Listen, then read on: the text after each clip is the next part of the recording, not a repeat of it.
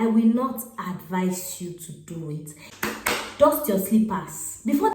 Do not go into domiciliary care. They sleep. I'm getting £300 per month. Meanwhile, what somebody is earning weekly is like times 3 of that. And then I started coughing.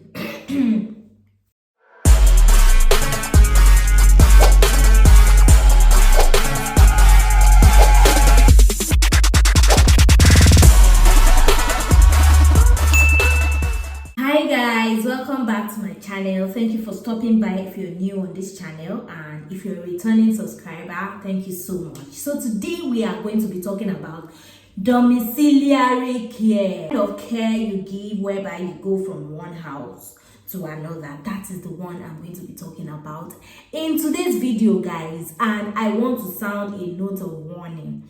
Hey, this is not an advice, guys. This one is a warning. I am going to warn you. If you know that you have plans, or maybe you're looking to settle for domiciliary care. By domiciliary care, I mean the type of caregiving whereby you go from one house to another. Please, I am begging. I am using everything you serve to beg you not to go for it. See, I won't even mince words. I won't say, you come, I will advise you. Well, at the end of the day, it's up to you. No, I will not advise you to do it.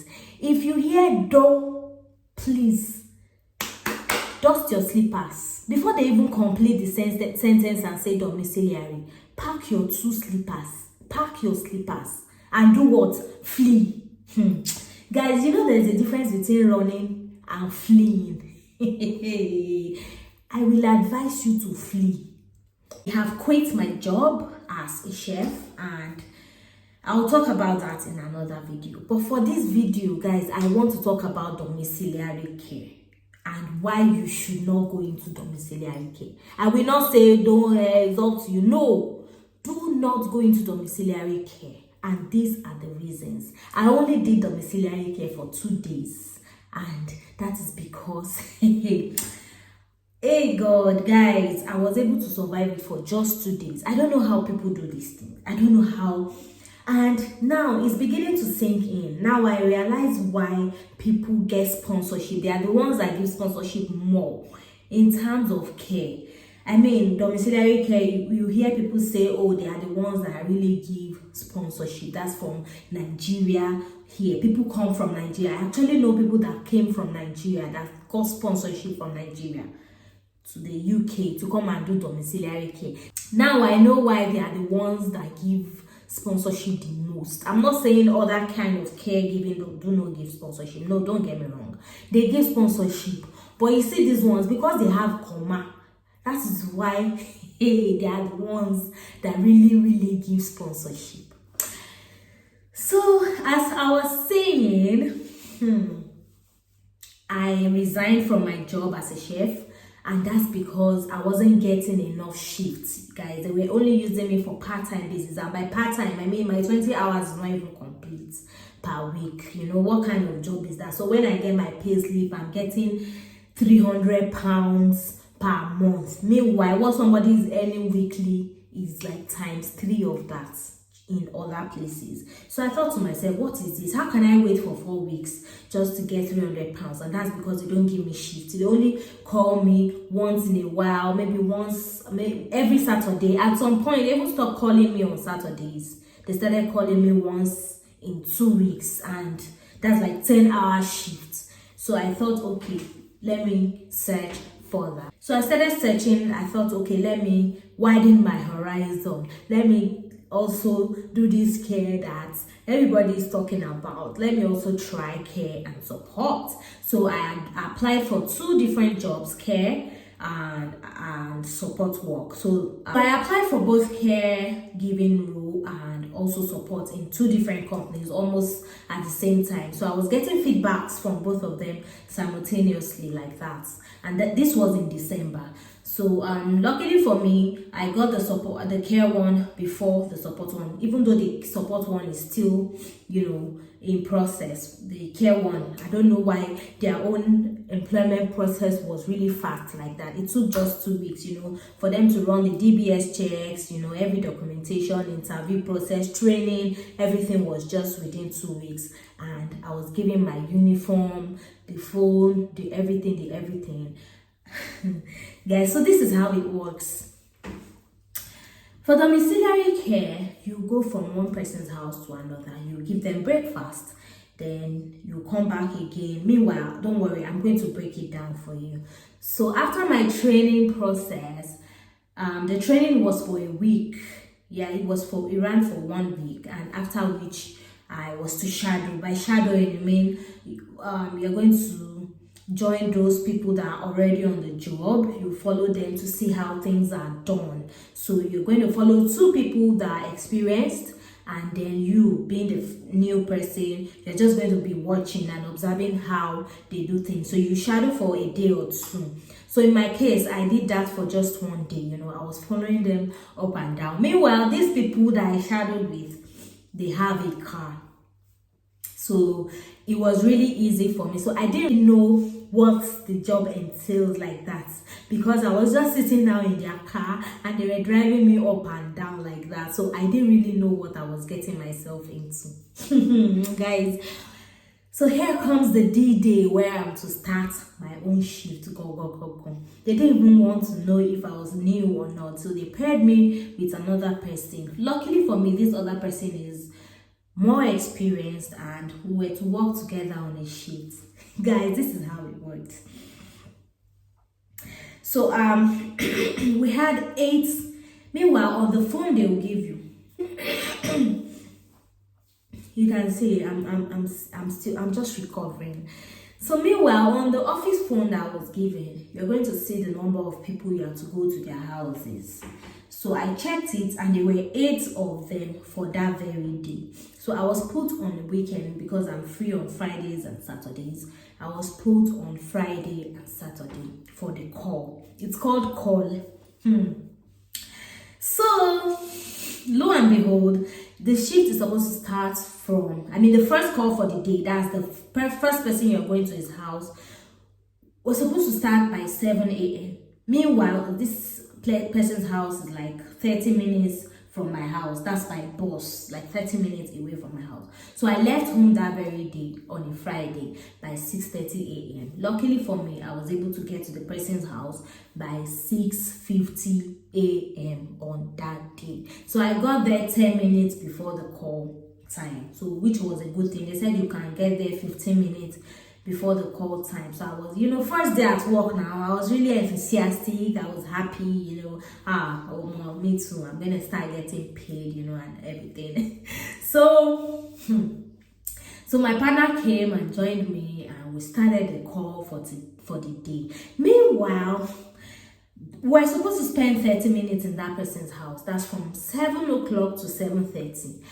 And from there, we're to go to the next person's house, which is like 20 minutes walk from that first person's house to the next person's house. You understand? 7 to 7:30. And mind you, they did not give us allowance of mileage, when you're supposed to, the time you're going to spend on the road. They just expect you to find yourself in that person's house by 7:30. Normally you are closing here by 7:30. How do they expect you to get to the next person's house by the same 7:30? Meanwhile, on the road time is written 7:30. So the time you're going to spend on the road does not matter to them. They don't want to know whether you crawl or fly. They just want you to find yourself there by 7:30. So luckily for us, we were able to finish everything we went there to do on time. We finished around 7:25. So we had 5 minutes to walk. Meanwhile, 5 minutes was still not enough. And meanwhile, you can't get a bus because the way the bus timetable works. You don't know when the next bus to come, or there are just some places, some corner that bus will not take you to. So you don't have a choice than to walk. So meanwhile, this next person's house is one of those places where you have to just walk to. So we trekked, me and my partner. It was still early in the morning now, it was still fresh. And fortunately for me, she's a very happy person, very vibrant. So we kept on going and we're still very agile for that day. So we're gisting. We got to the next person's house. We were supposed to get there 7:30. We got there 7:45. We were like 15 minutes late. This thing does for you. Before you get to the next person's house, you've already entered into the next person's time. So on and on like that, you go there, you clean them up, they are usually on their pads, adult diaper, they call it pads. So they're usually on their diaper for the one they had overnight. You clean them up, you bath them, do everything, engage them in conversations, give them their medication, do everything. Sometimes you can get lucky, you are going to spend the exact time you're supposed to spend there. But in some cases, if you're not lucky, you're going to end up spending extra time. So on this day, it was still in the morning, where I was still agile. So we're done for that person. It was 30 minutes. It was a 30 minutes call as well. We're to go to the next person's house. Hey, this was when I knew that I don't enter. I don't collect job. Mind you, I was on PPE, PPE, the normal full kit, your nose mask, your gloves, your everything. I was fully kit because you don't know where you're going to. You don't know the kind of people you're exposing yourself to. You don't know the kind of disease these people have. So you have to keep. From there, it was to the next house. So that was how the trekking of my life began. All these places were places that buses couldn't reach. So we didn't have a choice but to trek. Meanwhile, my partner, she's been doing this job for 5 years or more. If you see the way she was just walking, she was used to trekking already. And me, I'm not used to trekking like that. So I just had to catch up. I didn't want to look lazy or look like the one that was holding her back. So I just had to also catch up with her and be doing the trekking. So the next person's house was like 25 minutes walk. We went there, did the normal thing, did documentation, gave her medication, cleaned her up, did blah blah blah blah blah. Remember, we had 8 people to attend to for the morning call. So we went on like that, we went around like that to all the 8 people's houses. So before we could finish for the morning call, it was around 12:30 a.m. in the morning. That was when we got to the 8th person's house for the morning call. Mind you, we're still coming back to these people's houses again. Hey, you remember the first house we started from by 7 a.m. After that 8th person, you're going to go back to that person's house again.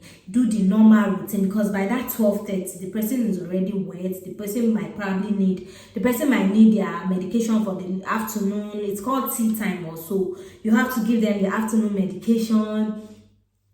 You have to just repeat the same routine. If the person's case requires cooking for them or doing their meals for them, you have to do it. So we went all over again, repeating the same process from the beginning. Hey, so from the 8th person's house, we now had to trek again to the first person's house to repeat the same process. Change her diaper, do this, do that.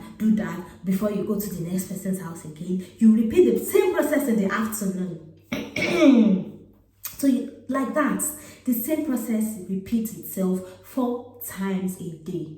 Hey guys, it's called breakfast. You're going there in the morning. There's tea time. There's there's tea time. There's lunch time, and then there's supper also in the evening. When you are done with them, you lay them to bed and everything. So guys, you're repeating the same thing 4 times. Imagine going to 8 people's houses 4 times in a day, and you are trekking, guys.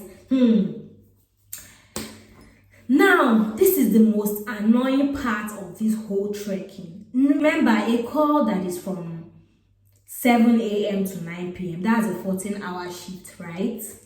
Guys, they won't calculate it as a 14-hour shift. They will calculate the hours or the minutes you're spending in each person's house. So your mileage does not matter to them. Whatever time it is you're spending on the road does not matter. It doesn't count towards your pay. So if you're spending out of 14 hours, you calculate it as 14 hours for the day, right? But out of that 14 hours, you're only going to get paid for maybe 7 hours or 8 hours, because that's the time you're spending in each person's house. So the moment you're on the road, all those moments on the road or in your car or whatever, your mileage doesn't count. So it's just those 30 minutes they're adding up for you. Hey God. So when I heard this, because I didn't read my contract, guys, another thing, please don't be in a hurry to sign contracts with these people. Don't always be in a hurry. If it's 4 pages or if it's 15 pages, if it's a 16-page contract, tell them you want to take it home and read. It is not worth it. Because we need job desperately, we don't go through this contract very well. If I knew they won't be paying for mileage, or if I had somebody to advise me, and because I just wanted to do it, I needed to start earning money, you know, I didn't do my research, I didn't watch YouTube videos, I didn't do all these things. So this is why I'm doing this video now, for you people to hear. Hey, please, if you are hearing door before they even complete it for you and say domiciliary, please pack your slippers, dust it like this, and run. In fact, don't run, flee. You know there's a difference between running and fleeing. Flee, guys. So imagine spending your entire day on the road and you're only getting paid half of that money, half of the hours you're spending outside your house. All the trekking does not matter at the end of the day. So you're on your own. So please, I am not saying you should not do this job, but if you want to do it, please have a car. This job is not for people that don't have a car. If you know you have a car, it's a sweet job for you. But if you don't, because there is no how you will not trek. Because buses don't go to every corner, and you don't know the distance between one service user's house to the other. It can be like 45-minute distance. Or besides, if you even want to take a bus, you don't know when the bus will come. You might be running late into the next shift. So you will want to trek. Or if you're paired with someone that is not understanding, you know, you have to just do whatever the person is doing because you don't want to look incompetent. You get? So the following day, fortunately for me, I was able to survive that first day. By the time I got home, I wasn't even feeling the pain until the next day. And then I started coughing. I don't know where this cough came from. I remember, guys, I said I was fully kitted. I had my PPE kit. I had even face shield. I had it. After putting nose mask, I covered my face with face shield, wore my gloves, you know, did everything I was supposed to do. Even wore long sleeves before now wearing my uniform on top. So I don't know where this cough just came from. I could have gotten this. I'm sure I got this infection from one of them's house. I don't know which one. You know, so you're exposing yourself to all manner of things. Guys, the second day, hey, and I also had a call the second day because it was because it was 2 consecutive days they gave me. So the second day was the same routine, a 7 a.m. call again. Guys, to get up from the bed was a struggle. But I had to do what I had to do. You know, I had to just get up and go. But guys, it was not easy. It wasn't easy. I had to do the same thing. But this time around, I had 2 single calls. 2 single calls means I was alone this time around. Among the whole calls, I had just 2 whereby I was alone and I was the only one. I wasn't paired with anybody. You know, I was giving 2 different I was giving 2 different service users to go to their house and it was just for medication. You know, when you're in a single call like that, it's just for medication. The reason why they usually pair you with people is for those that don't have capacity at all. Those people that cannot stand up on their own, you know, that will need your support. Those are the ones that usually get 2 service providers. 2 carers. So, guys, hey, on this day, I was assigned to this service user. As I got to this person's house, I don't know, I just had this heaviness in me. I was scared. I didn't know why. Maybe because I was alone and it was my first time being alone with a service user, I was nervous. So I got to the house, I had the key, I had access to the house, I entered, and lo and behold, this person was stark naked. Hey guys, I was scared for my life. This person was naked. Like naked. Nothing. I don't know if I'm supposed to be talking about things like this, but I just wanted to talk to somebody.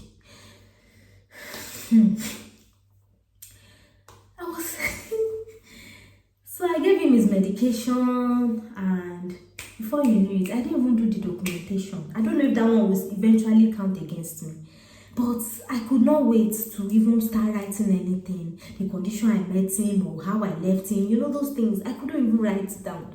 So I gave him his medication, and guys, the way I ran from that house, because I don't know the next thing he will do. And I was seeing life, seeing things. They didn't even want to know if I was new on the job. They just pushed me to somebody's house like that, all by myself. Hey! And another one again, that one was also alone, but this one was looking really weird. That one too, I was supposed to give him his drug, so I just went there, gave him. That one was even answering me 1-1.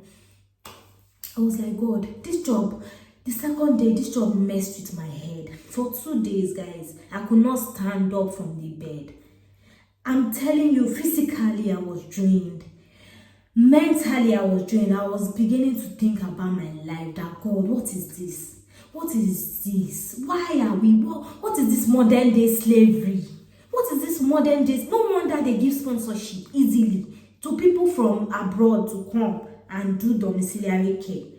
I'm like, what is this? Hey, please, if you know somebody that wants to do domiciliary care, let the person have a car, or you advise the person against it. Please, I am begging you. If you know you love the person, don't advise the person to do it except the person has a car. I am telling you, like I said in the beginning of this video, I am not going to mince words. I am going to tell you the way it is. I am not one to come and say, oh, well, it's up to you. You can do it. It's your choice. No, I will not advise anybody to do it. You can go for support work. Or if it's a care work, let it be a nursing home or an office or something where the people are, where they keep all of them, and your shift is running at once like that, like at a stretch. Not the one that you'll be going from one house to the other, walking, trekking, just compulsory marathon. You need to work 8 hours for the day. Your 8 hours is going to be complete because you're going to be there and it's at a stretch. But you see this one there, you're going this compulsory marathon, this compulsory exercise. Hey guys, please don't do it. I am begging you. Don't do it. No matter how desperate you are to get a job, you can do kitchen jobs. I've done kitchen job before and it's not this bad. You can do kitchen job. You can do kitchen assistant. You can do any kind of job. Because this job is going to mess with you mentally and it's also going to mess with you physically. I don't know, but I just couldn't survive this job. I had to quit after 2 days. Yes, it was that bad. So please, if you know anybody that wants to go into domiciliary care, I don't know if I'm the one exaggerating this thing, but if you've done it before and if you think it's okay, let me know in the comment section. And if you think it's that bad too, let me know in the comment section. Let me know if I'm the one overthinking this thing or exaggerating it, because I know people that say that they've done it for years and they're still on it. But for me, guys, I cannot, and I will not advise my people, the people that I know I love, to do this job. If you hear dog, please run. Another reason why I thought, okay, I would have even managed, maybe it's because, okay, I'm just starting, I'm new, my body is not yet used to it, I should have. The reason why I thought, okay, let me quit early before it's too late is that the company, this particular company I'm working for, don't give reference. That's if you've decided to quit their job now, let's say 3 months or 6 months into the job, you got a better offer somewhere and then you want to go and pursue your career elsewhere, they won't give you reference. So the whole 6 months or 9 months, you have spent with them is a total waste, because you cannot put them on your CV except if you are with them. The only reason why they will reference you is if you have spent up to a year with them. This was me after coming back to read my contract. This was when I discovered these things. So if you have not spent up to a year with them, walking about on the road like that, up to a year, they won't reference you. So what is the point? Because I know I'm not going to be there for a year. So why will I stay there and tie myself down and be walking up and down for 1 year when it's not as if I know that I won't do better? You know, when it's not as if I'm limiting myself to this kind of job. You know, when I know I can get better jobs before even a year. So why will I tie myself down because I want to get reference from them? So that's another reason why I ran. I picked my legs and I ran. So that's another reason. I was like, okay, I know I'm not going to spend up to a year here. So why will I tie myself down when it's not going to reflect on my CV? If I can't use where I'm working now as reference, so what's the point? You know, so that's the condition, that you have to be there for up to a year before they can reference you. You cannot put them on your CV. Else, when your prospective employer calls you, they'll tell the employer that they don't know you because you've not spent up to a year. So what's the point? You know, so I just quickly resigned. And meanwhile, the support one I said I was applying for, hand in hand, that one came through. I was like, oh God, you know, I just wanted to use the care one to whole body first before the support one now comes. Maybe the reason why I quit is also maybe because I have another option. You know, maybe if I didn't have option safe, I would have still quit. Honestly, I would have still quit because so fortunately for me, the support one came through, and that one is, you know, support now. You're just basically supporting them. There is nothing serious, nothing really hard in that one. So thankfully for me, I got a support one, and that was how God saved me from that job. So that is my experience, guys. I am just recovering. I had this terrible cough. I don't know where I got the infection from. I just felt sick. Mentally and physically, everything was just tiring. I was like, God, what is happening to my life? Is it this bad? Can it be this bad in this UK? Like, do we all have to settle for these jobs? You know, not everybody must do care now. You know, that's not to say the people doing it are not enough. No, it's a choice. But for me, it's not for me. I am sorry. And if you know anybody that wants to do it, So, that being said, we have come to the end of today's video. And if you like content like this and you haven't subscribed yet, please do well to subscribe to this channel. And if you're a returning subscriber, thank you so much, guys. I feel like these thank yous are never enough. Like, I don't express myself well enough to you guys. Thank you so much for always coming back to watch my videos. I really appreciate you guys. I know data is not cheap, and I know how much it takes to come to YouTube and watch a video, especially for my people in Nigeria. Thank you so much. I appreciate all of you, each and every one of you. I see you all, and I really appreciate and love you guys. Till I see you in my next video, please take care of yourselves, and God bless you. Bye bye.